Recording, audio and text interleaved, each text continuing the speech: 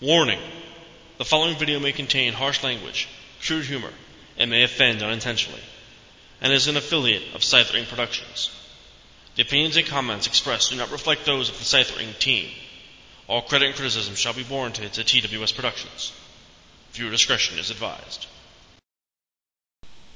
Good evening, everyone, and Happy New Year! Yes, DM is back. Normally he would be on camera, doing this particular little thing he's going to do for you guys on the first of the year. Yay, 2012, woohoo! Like I said, normally I would be on camera. Mainly the fact is I'm out of batteries for the camcorder to record, and I just don't want to be on camera right now. No, I think it would be a lot easier to do this in vlog version or blog version or whatever it is, and I was going to type everything down and do it, but I realized that there's a lot of people that don't want to read, and that's quite alright because I'm one of them, so I figure I do more of a audio blog version of this. Now, the whole point of this whole thing that I'm doing this year is 2011 is over, and while there's so many people that have been into wrestling or out of wrestling or have hated wrestling or have loved wrestling from either side of the spectrum, no less, 2011 has definitely been a year of talk, whether it's been good, bad, or incredibly ugly. I've sat back all year and have just watched both sides of the fence, whether it be TNA or WWE, mainly WWE, and it seems that there's been a lot of mixed bags. For every good thing that happened, there were two bad things that happened. Now, there's a lot of people that are going to talk about how it was this guy, or it was this guy, it was that guy, it was that guy, or it was all these problems, it was all these things that were going on. I've narrowed it down to 5 particular things in 2011, mainly for WWE. I'm not even going to talk about TNA because I'm going to need about top 50.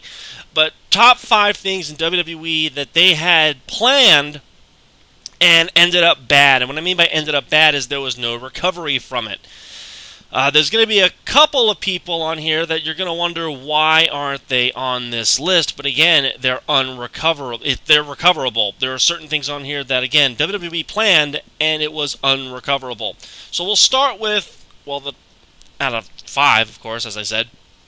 Top 5. We have number 5. The first thing that WWE actually did this year, and it was actually right at the start of the year, was Alberto Del Rio and The Miz. The reason why this is number 5 is for a couple of reasons. While Alberto Del Rio and The Miz were able to slightly recover from what WWE did to them, the problem is they were definitely not contenders heading into the biggest show of the world. You have Alberto Del Rio, who had a year-long build defeating Rey Mysterio and John Morrison and Christian and all these guys left and right, just becoming a total contender for the world title at WrestleMania 28, excuse me. He was a force to be reckoned with. You put him in the first match and you have him lose. Now, while a lot of people were going, but the Royal Rumble winner lost, I mean, come on. What's the whole point of the year-long build just to have him lose? Well, it was technically Edge's last match, and believe it or not, it was Edge's last match. So it was kind of, WWE didn't have a choice. They wanted Edge to retire with the world title, which is perfectly fine, but then they go ahead and have Del Rio jump into a feud with Christian that went absolutely nowhere.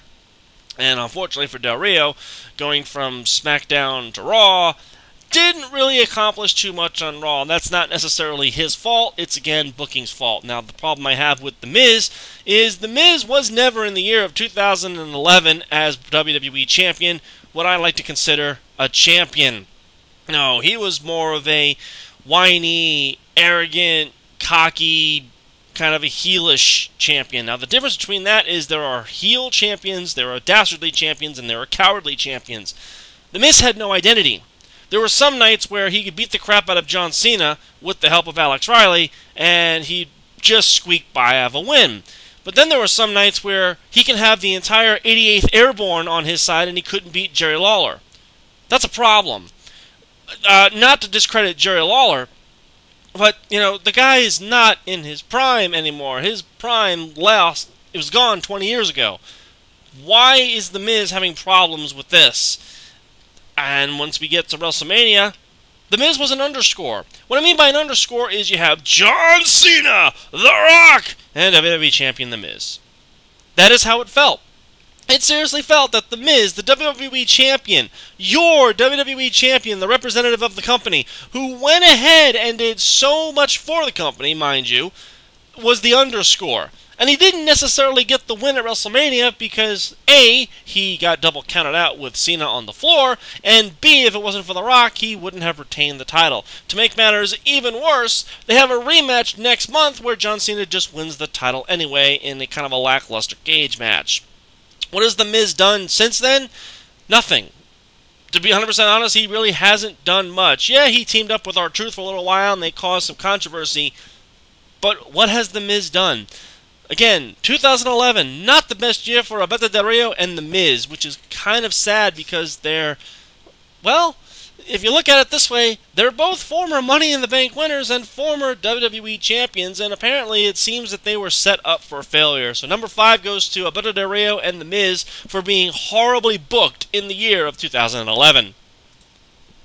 Now, number 4 on the list, everyone talks about, everyone's been mentioning, and everyone's been kind of tiptoeing around it.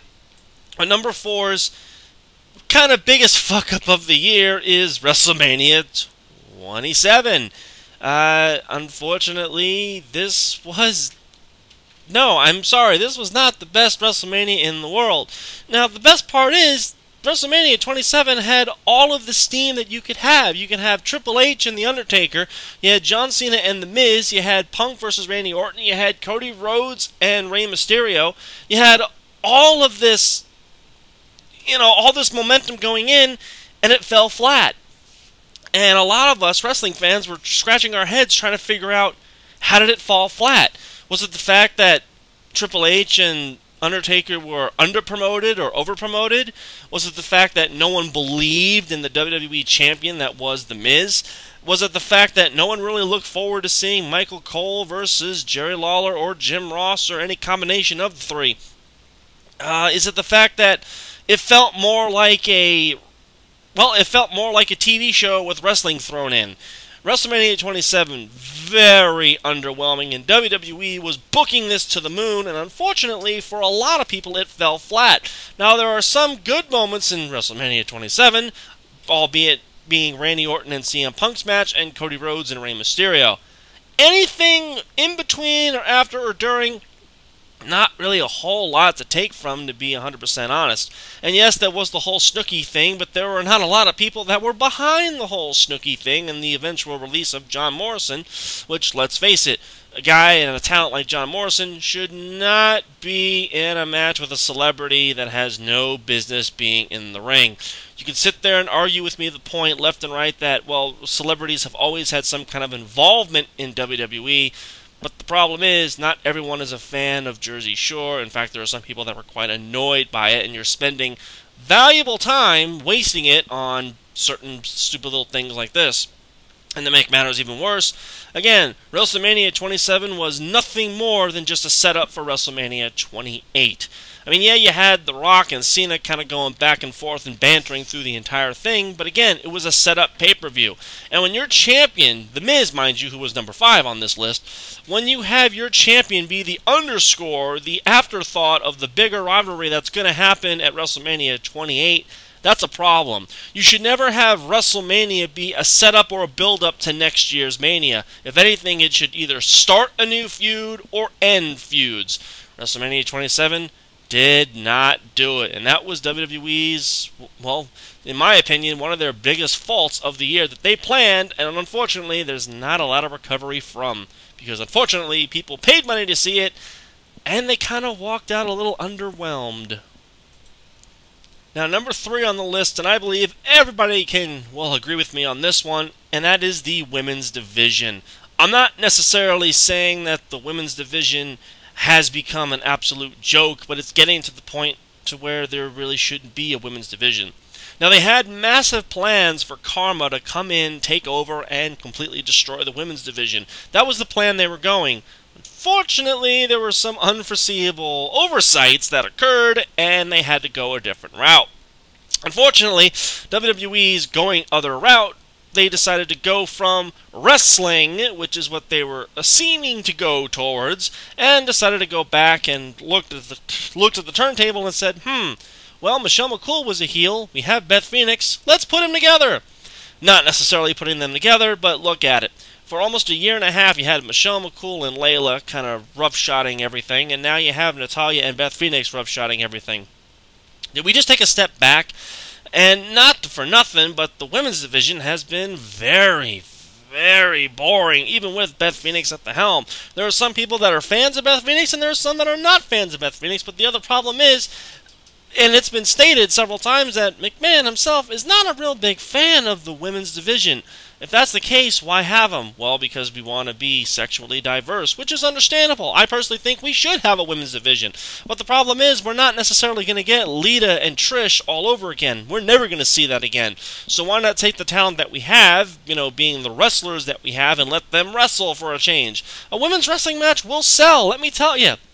I've spoken to a lot of people that would love to see good women's wrestling. Unfortunately, they have to go to Mexico to watch it. The women's division, very confused booking. They want Beth Phoenix to be a monster heel, but yet they have her lose to Alicia Fox in 37 seconds. They want Natalya to be some submission artist, but yet they let her lose to Eve Torres in 47 seconds. I don't understand exactly what they're going for here. They want people to be interested in the women, and yet they book them like bimbos. I'm sorry, but the women's division is number 3 on the top 5 of WWE's fuck-ups of the year. Number 2, and this is one that everybody was in an uproar about, Christian and the World Heavyweight title. There were some people that said they could turn this into a positive. No, there was no positive coming from this. Edge was forced to retire, Christian fought Alberto Del Rio and won the World Heavyweight title. Okay, he's not Edge, but he's Christian, and he does deserve to have that world title, because he's never been a world champion before. We're not going to count ECW, and we're definitely not going to count TNA. He's never been a world champion before, and now he's a world champion. 2 days later, they decide to give it to Randy Orton. Now, there are several people that are going to sit there and say, well, Christian fought his ass off. I mean, he had one of the matches of the year against Randy Orton. He lost the title. I don't care if Randy Orton and Christian had the best match of the century. You do not give somebody a world title and then take it away. Not only that, they had Christian constantly being demoted to this whiny little bitch that just complained and complained and complained, and then all of a sudden people wonder why. Well, why aren't we cheering for Christian anymore? Mainly because you turned him into a whiny bitch. I absolutely hated this whole idea of just giving the world title to Randy Orton, especially since he doesn't need it. Randy Orton had no desire nor need to be a world champion. He was fine without the title all by himself. And to make matters worse, I've seen this pattern so many times. Randy Orton comes out, he gets a 10-second cheer, and the fans are completely dead. I personally think, for my money, I would rather see Randy Orton do something else and not fight the same person 7 times. Christian being a world champion was actually pretty good. People were happy about this and they took it away. Now, there are some people that took the radical example and just stopped watching WWE altogether. There are some people that sat back, like myself, and said, let's see what they do with this. And they completely buried Christian. WWE, in many respects of the word, while they completely almost annihilated Alberto Del Rio and The Miz's career, they totally destroyed Christian's career. What I mean by they destroyed Christian's career, he's a world champion. Yeah, that's great. That's something to put on the resume. David Arquette was also a world champion, but you don't see him going around toad about it. Hell, they even gave Christian the world title back, and a month later they took it away again. I have no idea what Christian did, said, didn't do, or should have said, but for some reason, it was not the year for Christian. And this is off of the heels of a guy that was injured. They gave him the title because Edge was injured just to take it away. What a hell of a way to allow Christian to pay tribute to his best friend that he's been on the road with for so many years. That, to me, was a massive slap in the face, and WWE, in my eyes, has not... Well, let's put it this way. They've recovered from it, but Christian sure as hell hasn't recovered from it, and this is their livelihood. This is their livelihood that they're messing with, and for me, it was just a disgusting act that WWE, in my eyes, needs to do something about quick. And the number 1 biggest fuck-up of the year, biggest failure of the year, with no sign of recovery, unfortunately, it was Tough Enough. You can sit there and tell me that Tough Enough was a great show, it pulled in ratings, you can tell me everything. The problem is, It had no identity. What I mean by it had no identity, Tough Enough didn't want to know if it wanted to be a reality show, a wrestling show, or a game show. In fact, not to be 100% cruel here, but again, they had no idea what they wanted to do. You had on one side of the coin former indie wrestlers that knew the ropes and wanted to get into the business, and on the other side you had a bunch of rookies that didn't know what the hell was going on. Did they necessarily teach them wrestling? Yeah, kind of. Did we see it on camera? Yeah, kind of. But what were they more so concerned about? Being able to run away from dogs and run an obstacle course. I'm sorry, but if I'm in a main event title picture, I don't think running away from dogs is going to be on my mind. I'm going to make sure I'm not going to fuck this up. Tough Enough was a massive, in my opinion, a massive setback and a massive failure. Because they had plans to find the newest star, but then you realize that, no, they're going to have obstacle courses and personal challenges, and we're going to have to, it's like Fear Factor meets... It's like Fear Factor meets America's Top Model. They didn't know what they wanted to do, and unfortunately, Trish Stratus, Booker T, and Stone Cold Steve Austin, in this case, look like complete idiots on this show. Not to say that they don't have any wrestling ability or wrestling knowledge, but again, they look like total idiots on this show. As while they were trying to motivate the talent, or talent lack thereof, you didn't necessarily understand where the talent was coming from. Were they being taught, or were they more so afraid of having to climb an obstacle course or chase after a dog? I'm sorry, but for me, Tough Enough was a waste of time, and it was a failed project. Now, the main reason why it was a failed project was because, well, I believe Austin had his heart set on certain people. Martin. He had certain people in mind to win Tough Enough, but when injuries occur, and you're kind of left with a bowl of shit and a bowl of shit, even Austin, in the final segment of Tough Enough on Monday Night Raw, he didn't really care, to be honest. He's just kind of looked at Andy and the other guy and just didn't really care. So they picked Andy. Sure, that's great. What have they done with Andy? Nothing. In fact, the best part is he was supposed to be straight edge, and well, on Monday Night Raw he's drinking beer, and he gets pinched for violating the wellness policy. Where the hell has Andy been anyway? I'm sorry, WWE, but Tough Enough was a massive mistake, and you guys are actually planning on bringing it back. Hopefully, if you do bring it back, there is some formality of wrestling involved, but I'm sorry, but if I'm going to see a bunch of people with no talent or little talent climbing mountains and swinging on playground swings, I'm sorry, that's not wrestling to me. I'd rather see two guys headbutt each other fighting over the contract as opposed to if they can outrun a dog. And that is my top 5 fuck-ups of the year for WWE, where they were unable to recover and they just kind of sat there with their hands in their pockets. Now, there are some honorable mentions here that everyone, of course, is hitting that buzzer right now going, well, what about this guy? What about this guy? Well, there are 3 honorable mentions that I'm going to, of course, make reference to. The first honorable mention is the whole Summer of Punk angle. Did they botch this up? Yes and no. While they turned it into a whole McMahon angle, they did necessarily allow CM Punk to speak his mind and kind of become the voice of reason. And he's still doing that today. Yes, they kind of screwed up his first title reign, and they kind of threw it all away with Money in the Bank and Del Rio and Cena, and just they botched that up completely, and again turned it into a Kevin Nash Triple H angle, which I have no idea how that works out. But the recovery point is, again, that CM Punk is still champion, and he's still outselling Cena and Orton 2-1. The other kind of problem that WWE had, or they had plans for, was the whole Karma thing. Now, unfortunately, this was out of WWE's hands. Karma, I'm sure, didn't plan on getting pregnant, but unfortunately she did, so this was something that WWE had, again, no necessarily control over.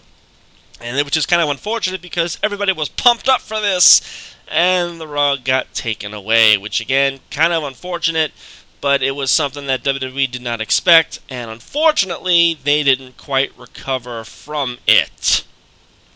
And the last thing that I know everyone's going to talk about is the biggest fuck-up of the year, which probably should be on this list, but for my opinion it's not, is Sin Cara.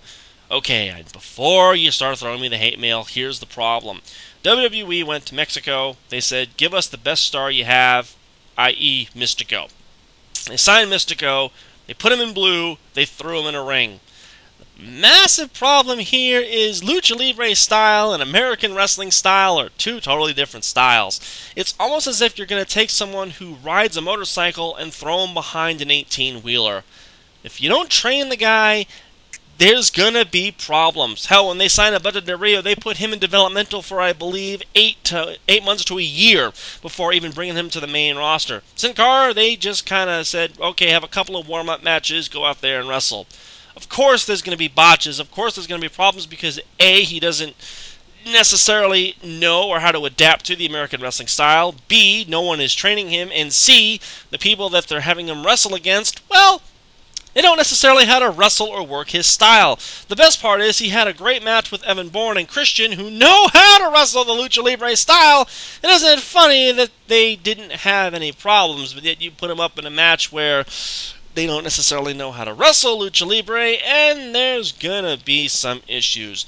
Has Sin Cara been botching? Well, yes, but let's not put all the blame on Sin Cara. If you remember the Cruiserweight division, there were botches all the time. There were issues all the time. Let's not take it out on Sin Cara. In fact, Rey Mysterio, even to this day, still makes mistakes, even now. So you can't put all of the blame on Sin Cara because, oh, he made a mistake, oh, he made a mistake. Well, here's the problem. Pro wrestlers make mistakes all the time. You can catch a botch every night on Monday Night Raw, but yet no one seems to call it when Punk does it, or when Ziggler does it, or when Randy Orton does it. They don't call it. They only seem to call it when WWE puts something shiny and new out. And that kind of agitates me a little bit. Am I a little underwhelmed over what's happened with Sin Cara? Yes, I am. I am very underwhelmed because I had high hopes for the guy and he ended up getting injured. But to sit there and say, well, see, he's been a fuck-up ever since. No, not necessarily, because, again, there are a lot of factors that WWE could have covered up or tried to do, and they were just too lazy to either cover up or do, which is my biggest problem with WWE as a whole. The company as a whole was very lazy, the writing was very lazy, the wrestling was very lax, and the people that are actually trying to make the product enjoyable, well, then you have Michael Cole that shits over it. And that is 2011's review of WWE. Hopefully 2012 turns out to be a whole lot better, especially with Cena and Rock being the only thing to look forward to, and let's face it, I don't really care anymore. I honestly, I really don't care. Not to say that I'm not being a cynic here, but I don't care. I mean, you have The Rock who's being normal, and you have John Cena who's being a Buddhist. You should not be a Buddhist and be in pro wrestling. Either do something about it, or I don't know. I don't like the booking behind it, and I'm really trying to enjoy what I can from pro wrestling. But if you're not going to enjoy WWE or TNA, there's always New Japan and Mexico. I am DM from That Wrestling Show saying thank you for listening, and hopefully everyone has a wonderful new year. I will see you all soon, believe it or not, with a brand new episode as soon as I can. Things are going absolutely crazy in the palace of That Wrestling Show, and I will see you all next time as we kick off 2012.